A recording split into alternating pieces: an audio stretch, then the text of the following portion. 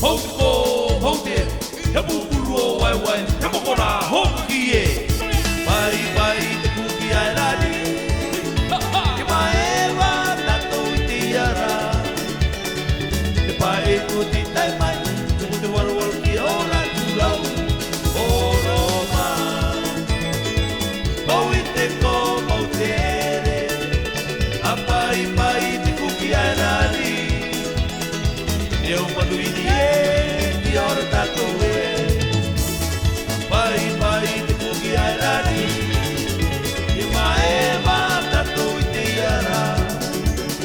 Te pai ko te tai mai, tuku te warwar ki ora